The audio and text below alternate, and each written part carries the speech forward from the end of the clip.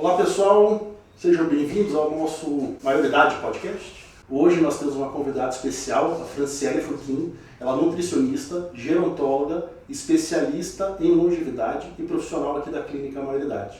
Oi Fran, bem-vinda. Obrigada, Ricardo. Obrigada, Beto. Acho que vai ser uma conversa bem bacana, bem importante aqui para todos nós. Como de costume, eu faço uma pesquisa já na internet de perguntas frequentes em cima do tema, né? E umas coisas... Bom, tem muita coisa que é perguntada, óbvio, mas uma coisa bem recorrente é dietas específicas para diabetes, hipertensão, colesterol, se a dieta realmente influencia nessas doenças crônicas, né? Eu acho que antes até de responder uma pergunta assim, antes da gente entrar, né, nessa pergunta, eu acho que talvez seja importante a gente pensar que aqui na clínica, né, tudo que a gente vê no dia a dia é que as pessoas são bastante reticentes no momento da gente abordar o tratamento nutricional.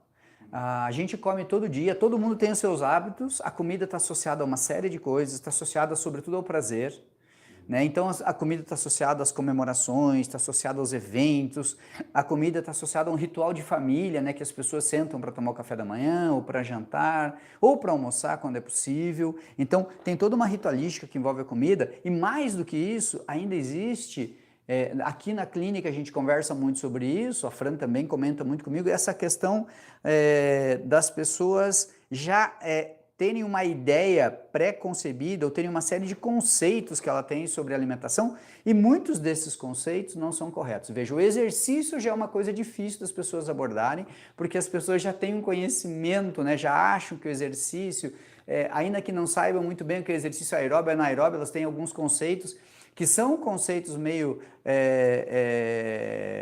não muito claros, mas que elas usam como se fosse de fato um conceito real daquilo. Na alimentação isso é muito pior, porque a gente tem as receitas da avó, a gente tem as dicas em tudo quanto é lugar, tem dica de alimento para tirar dor, dica de alimento que melhora o desempenho intestinal, dica de alimento para melhorar o cabelo, a cor dos olhos, enfim, dica de alimento para tudo. Então, quando a gente vai lidar com os alimentos, é muito mais difícil.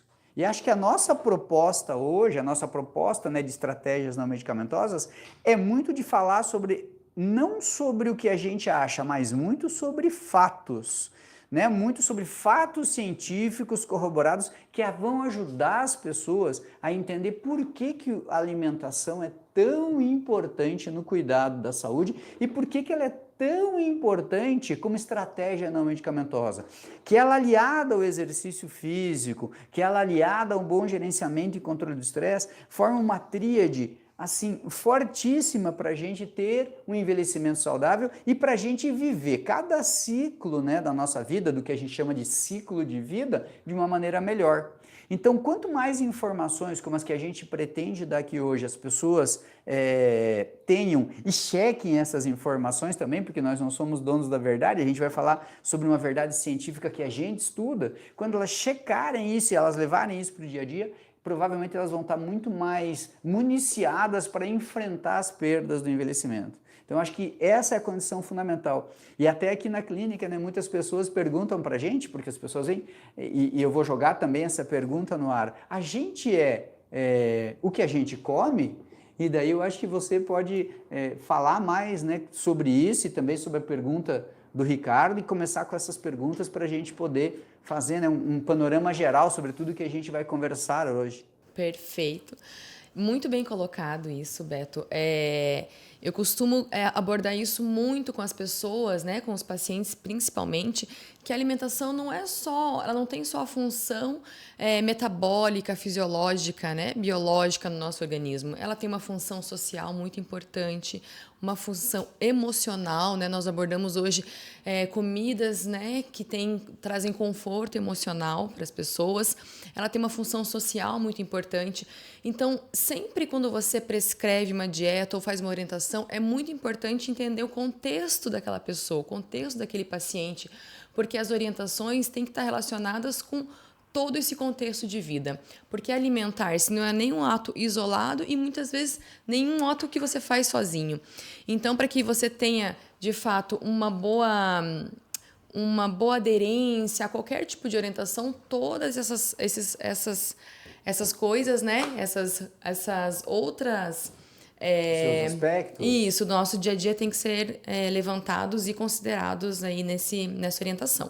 Não quero interromper teu raciocínio, mas quero interromper porque você falou uma coisa que eu acho que é bem importante e entra disso que a gente está discutindo também, que é essa questão da alimentação não ser uma coisa individual, que é onde esbarra muitas vezes no tratamento. Quando a gente pensa num tratamento, a gente individualiza aquele tratamento. Mas quando a gente está falando em alimentação, numa individualização, até dentro daquela pergunta que o Ricardo falou, e mesmo dentro, né, dessa questão de se a gente é o que a gente come, como você disse, alimentação é um ato social. Então, se eu tenho uma família, ou seja, se eu não moro sozinho e tenho que comer com pessoas, se a gente faz uma prescrição, se você faz uma prescrição, diferentemente de eu prescrever um exercício que a pessoa vai fazer sozinha, você prescreve alimentos que a pessoa vai ter que... Puxa, ela vai para casa, Exato. vai ter que levar aquilo para casa. Como que acontece isso? Como que acontece isso na realidade aqui da clínica, no dia a dia? Qual a orientação que você consegue dar e como você formaliza esse tipo de atenção para as pessoas? Eu converso muito com os pacientes sobre isso, é sempre uma dúvida, né? Então, assim, a minha dieta, eu vou ter que seguir uma dieta diferente da dieta dos demais da casa. Até essa própria palavra dieta, estudos já mostram que ela já faz você ter uma baixa adesão ao programa alimentar, porque ela já já tem um estigma em cima dessa palavra, como se fosse uma coisa difícil.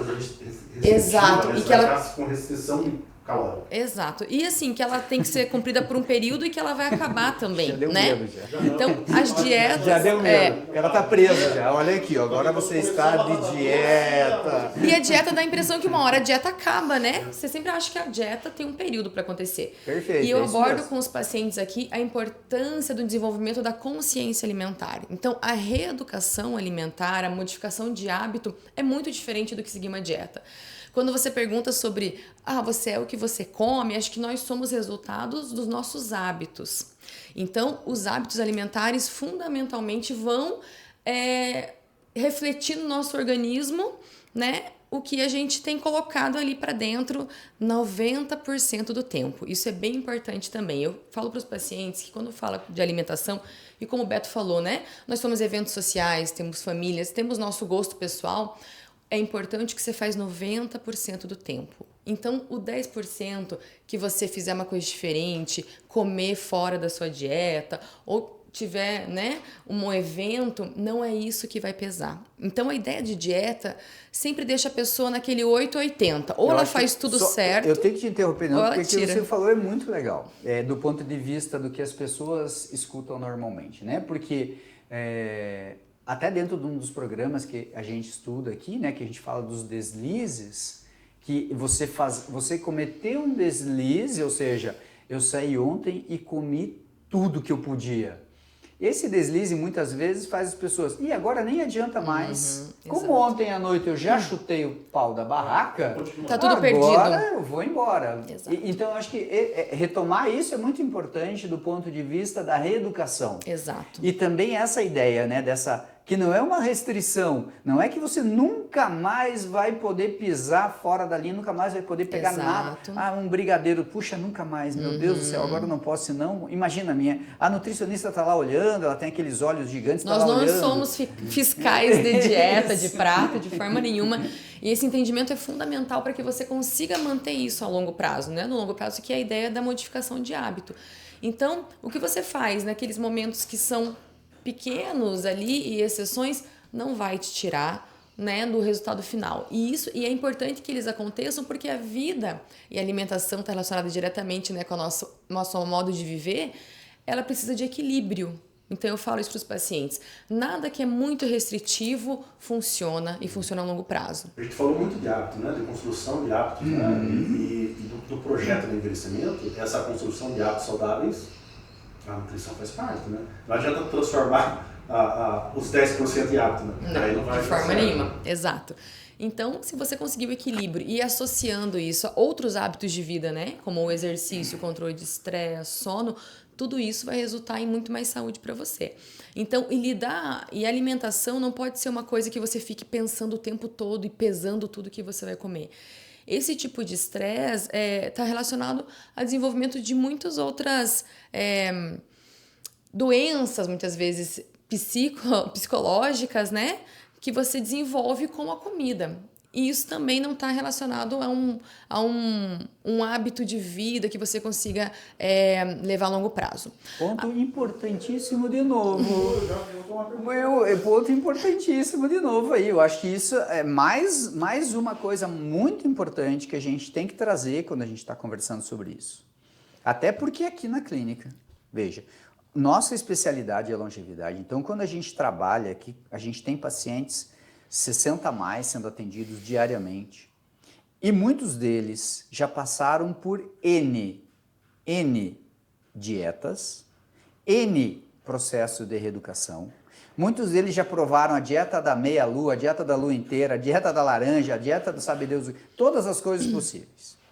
Então, quando você fala isso, essa tua fala sobre, olha, se eu ficar controlando tudo que eu como, na verdade o que eu estou fazendo é gerar um estresse gigantesco dentro de mim. Isso. Então essa palavra que você disse, reeducação, ela tem um fundamento muito grande, e essa ideia da gente cortar o estresse, inclusive isso, veja, eu não posso fazer, se eu estou fazendo uma coisa que é para o meu bem, exato, isso me causa estresse, então eu acho que esse tema é muito importante você abordar e ampliar, porque talvez ele seja um ponto de inflexão para muitas pessoas que estão nos assistindo, né? Um ponto de, espera um pouquinho, eu estou cuidando da minha alimentação ou eu estou gerando um foco gigantesco de estresse, eu estou irritado, eu estou mal-humorado por conta de e gera tudo isso. transtorno alimentar. A origem de muitos transtornos alimentares tem relação com isso. Essa relação muito tensa com a alimentação, né?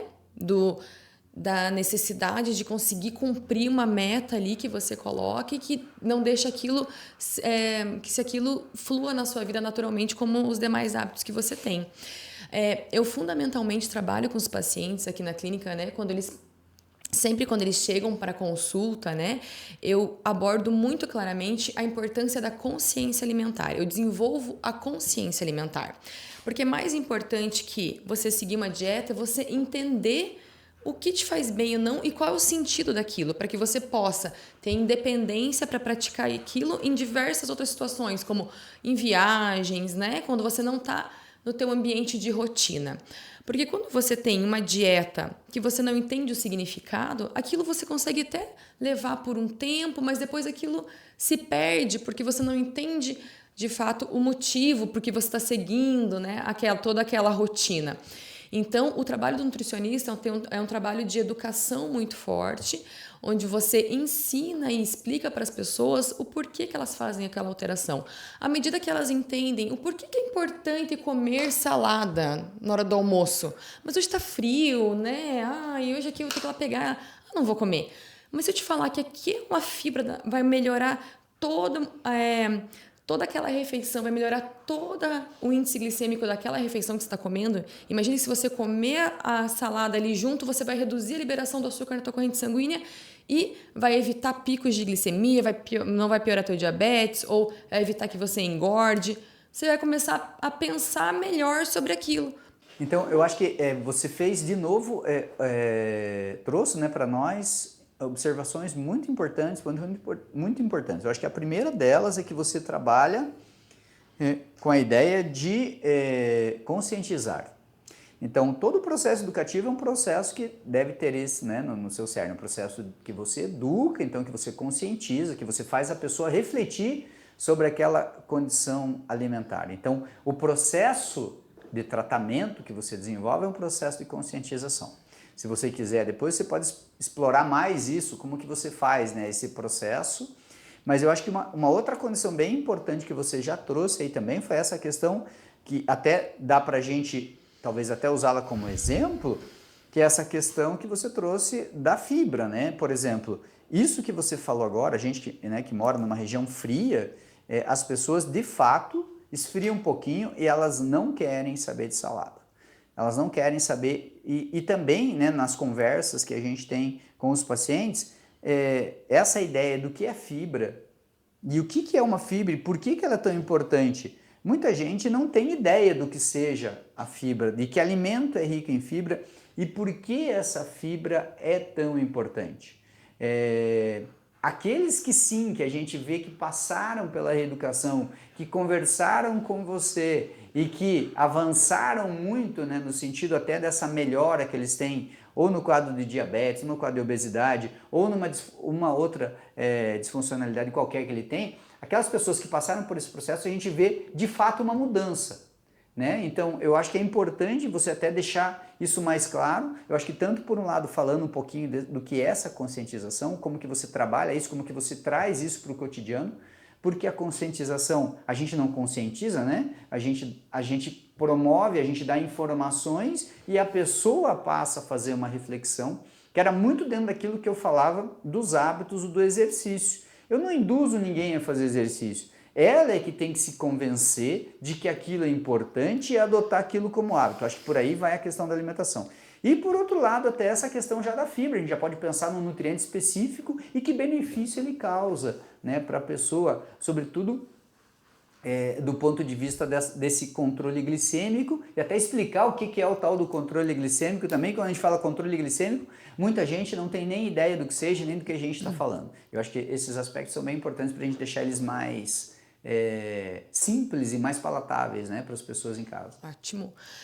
Então vamos começar a abordar. Então são vários temas que eu vou tentar colocá-los em conjunto, na verdade, porque todos são bem pertinentes e bem frequentes à nossa população. Quando a gente trabalha com idoso, é muito comum que eles tenham doenças metabólicas, né? Doenças crônicas não transmissíveis. Hoje, nós temos um percentual enorme da população idosa que tem diabetes, hipertensão, hipercolesterolemia, obesidade central, principalmente. E essas doenças metabólicas... O que é a tal da obesidade central que você falou? Obesidade central gordura na barriga, né? Barriga grande. Ah, tá. Isso, porque a gente está falando, eu acho que é importante, muita gente está vendo, não tem muita ideia. Obesidade central, não tem isso não, obesidade central. O que obesidade é na barriga. Eu tenho gordura na barriga. É isso mesmo. E veja, é muito diferente você ter gordura intraabdominal entre os órgãos. Eu tenho que fazer, o Ricardo sempre fala isso, que um homem sem barriga é um homem sem história. Sem história de cerveja. Sem festa. A gente tem o time dos casados, todo mundo barrigudo, o time dos solteiros. Então. Nada disso. Não é? Então isso não pode levar em consideração. Não. E assim, no envelhecimento a gente tem outra modificação que é bem importante, que é uma infiltração gordurosa nas fibras musculares, né? Então o Beto já falou sobre a sarcopenia, que é bem importante. Isso reduz o gasto energético no idoso, né? Reduz a taxa metabólica basal, que é o que ele gasta em repouso. E essa infiltração gordurosa, a gente chama de obesidade sarcopênica, aumenta muito a resistência da ação da insulina no nosso organismo. Então, muitas vezes a gordura entra dentro da fibra.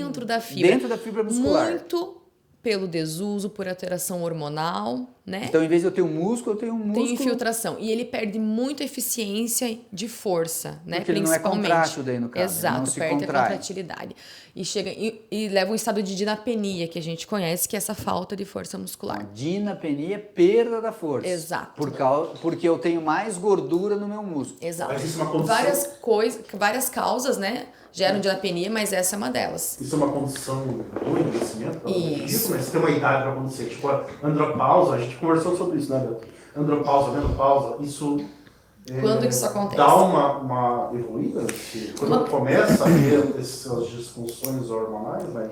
Uma coisa é o envelhecimento natural, que a gente conhece como senescência, e o envelhecimento patológico, como senilidade. A sarcopenia ocorre com todos que envelhecem, dentro da senescência. Porém, ela não é uma situação irreversível. A gente sabe que com o estímulo, o nosso corpo é estímulo dependente, com o estímulo muscular, a gente consegue ganhar e recuperar essas fibras, né? Naturalmente, com o desuso, principalmente, então depende de como são os seus hábitos de vida no envelhecimento. Voltando para o hábito, e quando a gente fala em desuso, a gente está falando muito de sedentarismo. Isso, sedentarismo. O sedentarismo, a gente está falando muito aquela atividade que as pessoas fazem muito, né? Que é o sofá e a cadeira. Isso, ou só uma caminhada com o cachorro, né? E acham que isso já as torna ativas. De fato, não. Como no envelhecimento você tem uma perda progressiva dessas fibras, você precisa de um estímulo para manter e recuperar isso, um estímulo específico de força, principalmente. E mais do que nada, esse estímulo tem que ser crônico, não Exato. O que significa crônico? Significa que ele tem que ser todo dia. Eu estou recordando isso que a gente já conversou, né, no nosso, mas é importante que quando um outro profissional fala, que a gente recorde isso, né, que esse estímulo crônico é que vai trazer o benefício. Como o envelhecimento acontece todo dia, a toda hora, a todo segundo, eu tenho que ter uma estratégia não medicamentosa que esteja ali tentando pelo menos minimizar isso. E daí por isso essa questão crônica, né? Essa questão da cronicidade. Exato. Então, dentro dessas alterações, como as doenças que daí fazem parte da senilidade, né, que nós falamos, o diabetes, a hipertensão, não é natural que toda pessoa que envelheça contraia, né, essas doenças, não é. Essas são doenças que estão relacionadas diretamente com o seu estilo de vida. Elas têm sim, né, um peso genético, mas que a gente sabe que hoje, comparativamente, é muito menor do que dos hábitos de vida. Então, para essas doenças metabólicas, a alimentação faz uma diferença fundamental, tanto na progressão quanto até na redução do uso de medicamentos dessas doenças através da alimentação. O diabetes, principalmente, eu diria que ele é 90% controle alimentar, o diabetes tipo 2, né? Não insulino dependente. Porque o que você ingere vai estar diretamente relacionado a como a sua glicemia vai se comportar. Então, quando a gente está falando da fibra, acho que agora é bem importante falar a fibra, né? Quando o Beto falou, tem gente que tem preguiça, né? E frio. Quando eu falo da fibra, ela é um dos principais... nas principais ferramentas que a gente tem no controle dessas doenças. Por quê? A fibra, então quando você ingere a fibra, né? Como a gente está falando, o que é a fibra primeiro, né? Senão eu já ia começar a falar da fibra sem explicar. E não esqueça que a gente tem que voltar, porque a gente interrompeu naquele momento, e nós não falamos muito da obesidade sarcopênica. A gente não pode esquecer esse tema, porque eu acho que é bem importante, a gente estava ali nessa condição, e nós, né, pulamos, e acho que as pessoas vão perguntar, a gente volta já, mas vamos falar o que é fibra, que eu acho que também vamos falar sobre a fibra. Importante. Então, os alimentos ricos em fibras são principalmente as verduras, legumes, grãos integrais, frutas, cascas de frutas. Dá para repetir bem devagar? Então, elas estão presentes. As fibras estão presentes principalmente nas legumes, verduras, principalmente crus, nas frutas, nos grãos integrais. E elas são uma parte não absorvível do alimento. Então, como que ela funciona dentro do nosso organismo? Quando você ingere a fibra, ela vai, como ela é dura, ela tem uma digestão lenta, ela vai lentificar teu processo digestivo. Lentificando esse processo digestivo, ela reduz os picos de açúcar na tua corrente sanguínea. Um exemplo, se você comer um prato de macarrão agora, o macarrão é farinha refinada, tem uma digestão, uma absorção muito rápida, então você come ele já começa com a amilase salivar a ser digerido, cai no estômago, digere tudo de uma vez, faz um pico de açúcar na sua corrente sanguínea, vira açúcar na hora. Esse açúcar na corrente sanguínea, ele é prejudicial, então o organismo vai liberar insulina para tirar esse açúcar de uma vez e colocar na tua célula. Se você tiver insulina suficiente, ele vai tirar tudo e pôr na célula. Se você não gastar em torno de 2 horas, aquilo vai virar gordura. Com a glicemia baixa e estômago vazio, você vai ter fome novamente. Então, você muitas vezes nem gastou aquilo que você comeu e você já está com fome de novo. E fez picos de glicemia, que é o que aparece no nosso exame de hemoglobina glicada. Agora, digamos que aquele macarrão era integral, você comeu uma porção menor, colocou verdura crua, uma carne magra junto. Quando aquilo cai e se torna o bolo alimentar, todos esses alimentos se misturam no estômago e a fibra lentifica essa digestão. Mais importante do que o alimento isolado é a composição da refeição. Então, essa refeição vai estar muito equilibrada e a fibra vai lentificar esse processo digestivo e vai liberar o açúcar mais lentamente na corrente sanguínea, evitando picos. Além do mais, ela vai ser encaminhada para o bolo fecal, porque a fibra, como ela não é absorvida, ela serve para dar volume e consistência para as nossas fezes. Então, nesse processo, quando ela vai formar o bolo fecal, ela carrega junto gordura e açúcar da alimentação e excreta nas fezes. A fibra solúvel, ela é dividida em solúvel e insolúvel, todo mundo conhece, né? Aquela fibra solúvel que você deixa a chia no copo, ela forma um gelzinho. Deixa a ameixa no copo, ela forma um gel, a linhaça forma um gel. Essa é fibra solúvel. Ela faz o quê? Forma gel e dá essa maciez para nossas fezes. E o que acontece? Quando ela forma esse gel no nosso tubo digestivo, ela gruda na gordura e no açúcar daquela refeição e excreta nas fezes. Então, quando as pessoas ouvem muito falar que fibra faz bem para o coração, né, como a fibra faz bem para o coração, ela não vai agir diretamente no coração, mas ela vai fazer com que você reduza a absorção da gordura e do colesterol dietético e dessa forma vai evitar que você tenha aí doenças cardíacas.